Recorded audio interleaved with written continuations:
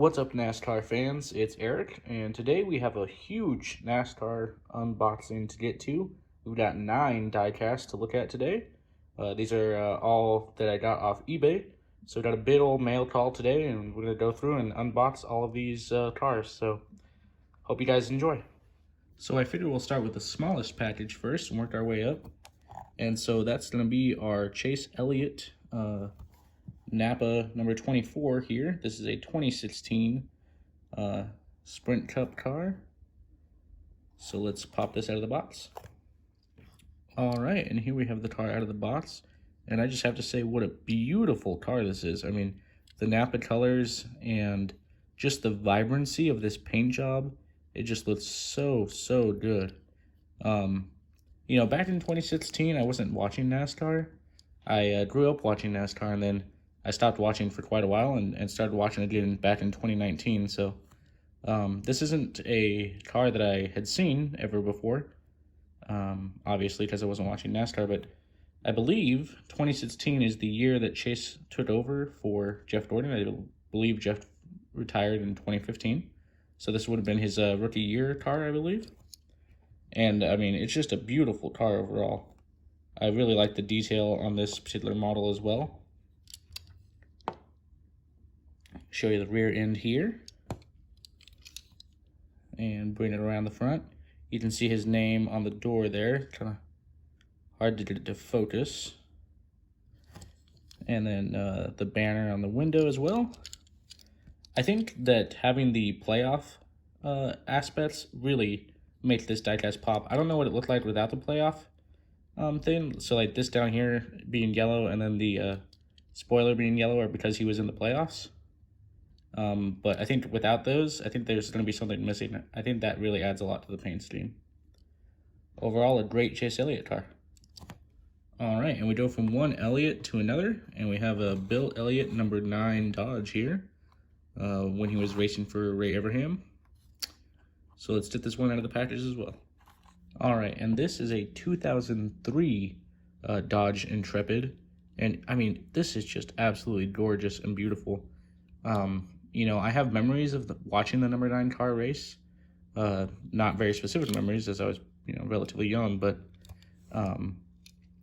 this diecast is also just a beautiful rendition of this car. I mean, fully detailed. You've got the engine bay here, opening hood. Does it have an opening trunk lid? No, it does not.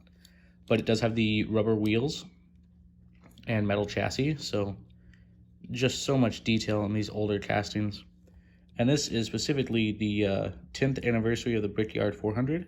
So you can see it has a theme of having the bricks underneath the paint. And I just think the way they did that looks so good. Just a gorgeous diecast here. I mean, I can't sing the praises enough. This is a beautiful car here. And hopefully some of you other guys think so as well. Next up, we're going to take it even further back in time here, and we have the 1996 edition of Ernie Irvine's number 28 Texaco Havoline car. And this one I'm going to open.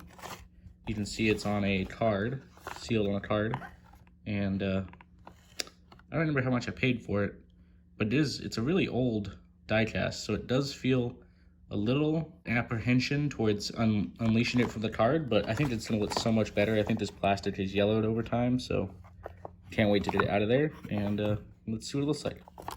So as you saw, it did come with this little stand to put the car on, and here we have the car. It does have an opening hood and a detailed engine bay there. Not as much detail as maybe that Bill Elliott car. Oh, and it looks like having some trouble getting the hood to stay shut. Uh-oh. Well, I mean, that's okay. So this is the 1996 version, like I said, Ford Thunderbird.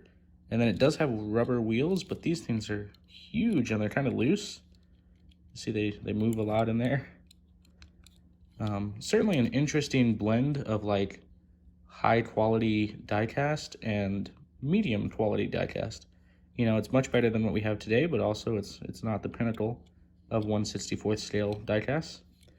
It does have a plastic base, as you can see there. I went ahead and bought this one because I have a couple of these Ernie Irvine 96 cars, the Thunderbirds, you know. But they're all the cheaper versions, and they're pretty banged up because I was playing with them as a kid. As a kid, my dad had a Tetsuto station, and he also sold NASCAR collectibles. So growing up, I was always like playing with the NASCAR Havoline cars, and you know, also with the tragic details of Ernie Irvine's death, you know, I felt like this was definitely a diecast that I wanted to pick up, just to have a really good version for the collection. And I think this one does it justice. It's a really good model in my opinion. Definitely worth picking up. Up next, we have two Dale Earnhardt Jr. cars from 2001, the Oreo car and the Nilla Wafers car. However, these ones are specifically the color chrome variants or liquid color variants. And I'm very afraid to get my fingerprints all over them. So we're gonna start off with the Nilla Wafers. Just look at how beautiful that is. I mean, it's amazing. I mean, just, it's so good. It's a beautiful, beautiful gold color chrome here. And these are very high quality 1/64 scale die casts. They have the metal base, rubber wheels, and all the details on the interior and everything. The hoods do not open on these ones, but I mean, just for the color alone, these are worth it. I just can't get over how absolutely beautiful that color is.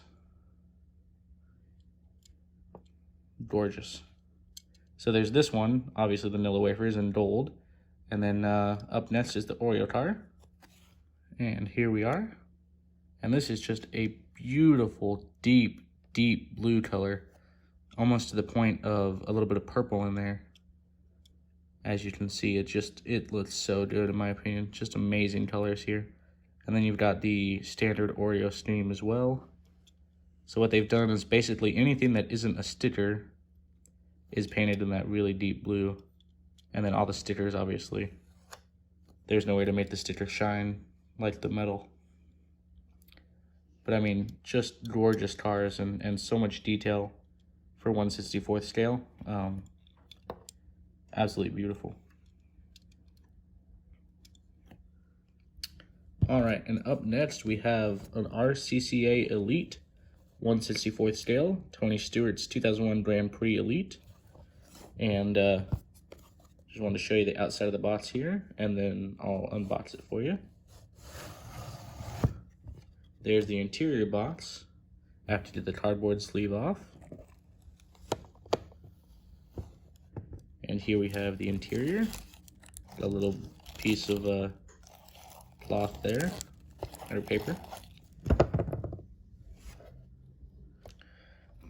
I just have to say, these RCCA Elite cars, 1/64 scale, from the early to late 2000s, are some of the best 1/64 scale cars that you can order. I've got 6 of these now because I bought one at a yard sale, and I was so blown away with how well done it was. It was the Dale Jarrett one, which you've seen on the channel before. But anyways, and ever since I got that one, I've just been buying these off eBay because they're just so good. They're just amazing. This one has an opening hood and an opening trunk deck lid there. You can see the fuel cell back there. I mean, that's just amazing. I mean, how do you don't get that kind of quality even in 1/24 today. And to see it in a 1/64 scale, and this isn't all that expensive. I don't remember what I paid, but it was relatively cheap. And these are just gorgeous, beautiful castings. And everything on them is just done really, really well, high quality parts. Let me see if I can get that trunk open, or the hood open. All right, so I was able to get the hood open. As you can see, it's got the Home Depot logo in there, and a really, really well detailed out motor as well. Just so much detail. You've got the fan and the cooler there. So much detail in these cars. I'm just blown away, and that's why I've bought so many of them. Like I said, I have 6 now, so Yeah, if you're a fan of this older NASCAR stuff, definitely pick some of these up on eBay. This one's also an Elite car, but I figured I'd skip the unboxing experience for the rest of these for you. What we have here is Dale Earnhardt Jr.'s number 8 Budweiser stained car. This is a 2003 model, and it is on a protective base since it's a Budweiser car. But I mean, just look at how good looking this one is. It does also have the opening trunk there, so you can see the fuel cell. Look at how detailed that is. That's a better shot than I got of the Tony Stewart one. I mean, just amazing, you know? Fully detailed interior. Look at all the ductwork, all the hose work back there. You can see all those hoses in the rear of the car, just behind the driver's seat. I mean, these things are above and beyond. They're better than most 1/24th scale cars today. Alright, and I got the hood open. I kind of have to hold it open or else it shuts itself. But you can see it's got all the engine details down there, the hoses from the radiator and everything. And it even has different wiring color. The last one had red wires, this one has blue wires, as you can see there. But I mean, just a beautiful, beautifully well done diecast. And what a beautiful paint scheme as well. I mean, credit to them back in the day doing their paint schemes. I think this is a really good one. And I'll do you a close-up. Oh, and look, I got the number is 2018 on this one. I forgot to look on the Tony Stewart. Each of these is numbered, as you can see there. So this one's 2018 out of 2980. Let me check the Stewart one real fast. So the Stewart one is 934, and that is out of 1824. Up next, we've got Jeff Gordon's number 24 DuPont 2002 car, and this is number 2147 out of 2160, so right at the very end of the run there. And this is just a beautiful car. The flames are a matte color, as you can see, and then the blue is a metallic paint. I think that looks really, really cool.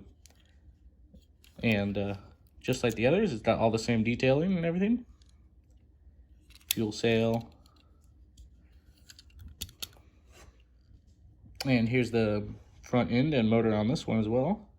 This one also has the blue plug wires. I wonder when they changed that over to the red on the other one. Interesting small details, you know. But just a beautiful paint scheme and a beautiful diecast. The next two cars are part of the Owner Elite series. And this first one, as you can see, is Mark Martin's number 01 U.S. Army car from DEI. Get that plastic piece off there. There we go. And then this one, I scaled up the packaging a little bit. You did it in a little bag here instead of the piece of paper.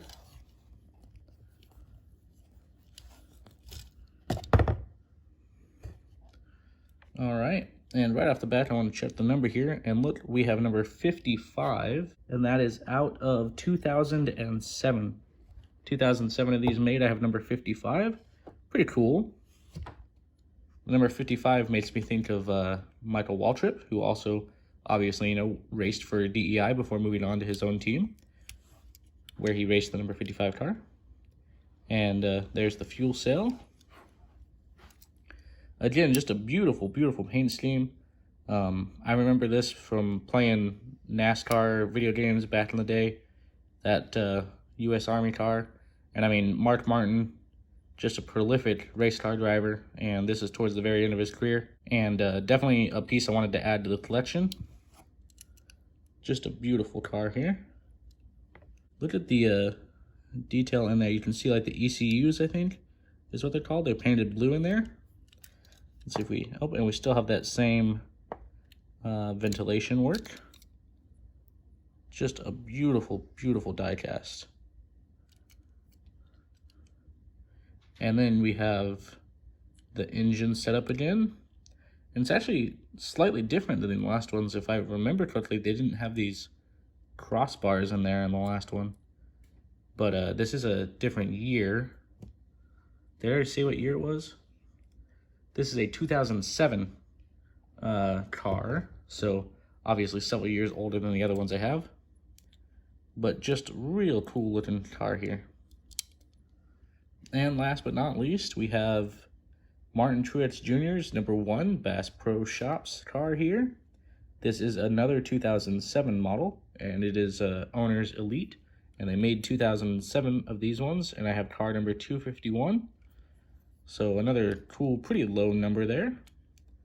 And again, I mean, I think DEI probably had the best paint schemes of any team. I mean, just a killer paint scheme here. The only one that tops this for me, as far as DEI Martin Truex schemes, is there's a version that's really similar to this car, but it's the base color is like a burgundy matte red, and it's a beautiful car, but it's so expensive if you can find it in 164. So once again, you know, we have all the same details here. And there's the engine detail as well.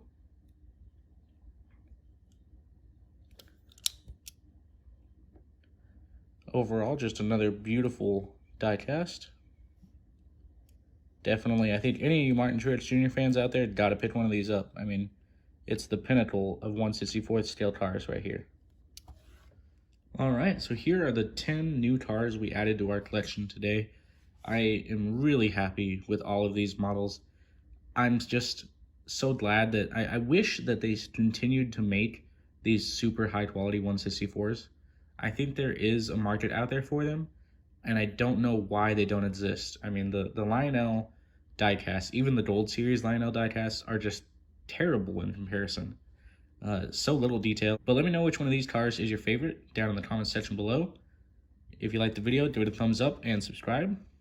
Personally, I think my favorite car, I'm going to have to give it to the Dale Jr. Budweiser #8 car right there. If you liked the video, give it a thumbs up and subscribe, and we'll see you guys in the next one.